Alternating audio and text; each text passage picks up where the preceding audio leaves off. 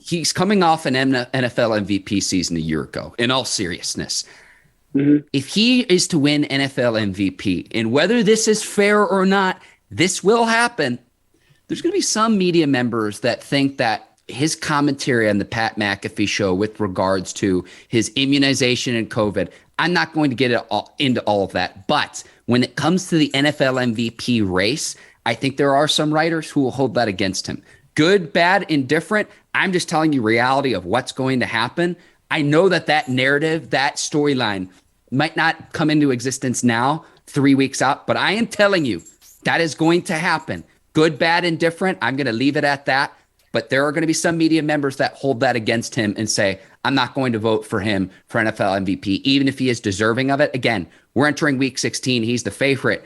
I look at the schedules ahead too. Tom Brady and the Buccaneers are going to recoup. They're going to win their final 3 games. I'm telling you right now, when you've got the Panthers, the Jets, and then the Panthers again, I try to call it how I see it. I'll leave it at that. Marday, if they do that to Aaron Rodgers, they hate him. So by the end of the day, is what you do on the field. If you worry about everything off the field, let me spend a day in the life with all these writers. Let me spend a day in the life with these writers. See how you are off camera and not at work, and let me hold that against you. Since y'all want to talk that kind of smack, so let's just swap places. You see, and that's what I don't get. You get a day in the life with me. Can I get a day in the life with you? I'm gonna get a day in the life with you, and I'm not gonna judge what you do out of work or what you do at home. So we're gonna talk about the money, the contracts, the paper, but by the end of the day, we still are human. Is what I want to say. So yeah, Aaron Rodgers, he lied about the situation. He tried to finagle the situation, and he was dead wrong. It's not saying nobody had wrote something wrong, missed a few sentences, didn't put a period on something. Something happened at the house. Ain't nobody saying that about you. But I get it. I'm in the spotlight, and I'm speaking as Aaron Rodgers. But at the same time, can y'all reward me for what I do on my job? And that's all we want. As a writer, can you reward me for what I'm doing on my job? As an analyst, can you reward me for how good my job is? Heck with everything else. And that's all Aaron Rodgers saying. Can y'all, I know y'all, it's going to be speculations, and I did what I did, and maybe y'all do want to hold that against me. But talk to me about what I'm doing on my job as a quarterback in the NFL for the 2021 season. Is it an A or is it an A plus? Some of y'all going to give me an A. Some of y'all going to give me an A plus. That's what y'all going to do for me. So go on. It sounds like you're going to go with the Packers. League MVP. 100%. I'm going with the Pack. I'm not even a cheese head, but I like that feta cheese. I like that blue cheese. And the reason why I like that blue cheese, because they got the new hundreds. So the new hundreds are blue, and the young people call them cheese. So I like that blue cheese, if you know what I'm saying. Yeah, save me a few slices of Swiss and then provolone, Ike, and then pepper jack as well. An underrated cheese. That pepper jack, boy, you just name all them sandwiches cheese. Every cheese you just named, that provolone, that pepper jack, and that all that you put on the sandwich. You put that on a good po' boy. I just left New Orleans for our college football bowl game, and that's all they had on the goddamn sandwiches. But every cheese you done name was sandwich cheese, but that cheese so good. Or if you do like red grapes, and particularly a cab, and particularly a Austin Hope, you can have all the cheeses you want. Just make sure they block. Yeah, we'll get a full charcuterie board, Ike. And you mentioned the feta earlier. I do have a very good baked feta cheese pasta.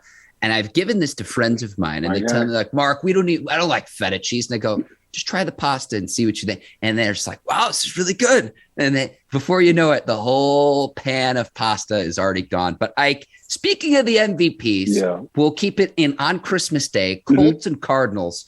Colts are 8-6. Kyler Murray went from NFL MVP favorite earlier in the year to where his play has fallen off. We'll talk about him in just a second. But Jonathan Taylor, the running back, his MVP odds have skyrocketed. I'm going to say this right now. His stats are head and shoulders above any other running back in the league. If Derrick Henry were still healthy and playing, I think he would be in that conversation. But what I will say with Jonathan Taylor, the Colts are 8-6 entering this game. I think the Colts would need to win at least 3 of their last 4 games for Taylor to have serious consideration for NFL MVP. That starts on Christmas Day against the Cardinals. Again, Colts are 8-6 right now. If they don't get to at least 11 wins, like if the Colts are 10-7, there's no way the league's going to award an NFL MVP to a team that's 10-7. 11-6, I think, opens the door for that conversation. All right, so take away the records. So did King Henry get rewarded a league MVP when he rushed for the 2-piece, 2,000 yards? No, sir. No. And he was on his way this year before he got hurt for doing the same thing. So when I look at a Jonathan Taylor, I look at, okay, King Henry rushed for 2,000 yards, didn't get the league MVP. Jonathan Taylor isn't about to get 2,000 yards, so they're not going to give him the MVP. King Henry this year, if he didn't get hurt, he was on his way to getting 2,000 yards again. So why the heck would you give Jonathan Taylor the league MVP and King Henry didn't get the league MVP last year with 2,000 yards? That's what I don't get. So I think who's ever voting should look at that part. Like, who's the most valuable player, not only in the league, but to that team? King Henry is the most valuable player to that team at the time. Jonathan Taylor is the most valuable player to the Colts at this time.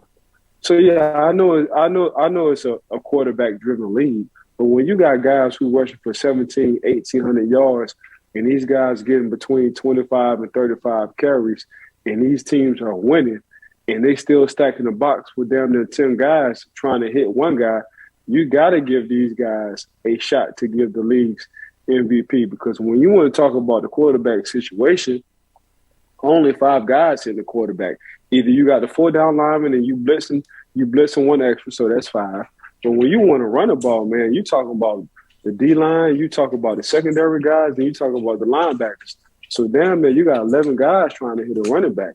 So why not consider a running back to be the league's MVP? Not only that, man, if you just watch what Cooper Kupp is doing at that wide receiver position, man, he's doing some unprecedented stats in what he's doing right now. He's going for the trifecta. You know what I'm saying? He's first in every category when it comes down to the NFL. That's hard to do as a receiver. So I think nowadays, man, we just been so closed-minded, we as the voters for the NFL, and just, okay, it's a quarterback-driven league. Only quarterbacks can get the league MVP. Now they starting to open up a little bit. Not saying Jonathan Taylor or Cooper Kupp will get the league MVP, but I think down the line, when you get a guy like Cooper Kupp in 2 or 3 years and he's going for 2,000 yards, receiving, and Jonathan Taylor, King Henry is going for 2,000 yards rushing, they will highly consider, instead of a quarterback every time, that these guys are just as valuable to their team and the league as quarterbacks. I'm sorry. Great historic perspective there, too. 2012 was the last time a running back won MVP. Adrian Peterson ran for 2,000 yards that season for the Minnesota Vikings. The Vikings went 10-6 in that season that Peterson ran for 2,000 yards. So if you don't at least get to that 2,000 yard mark as a running back, you're spot on.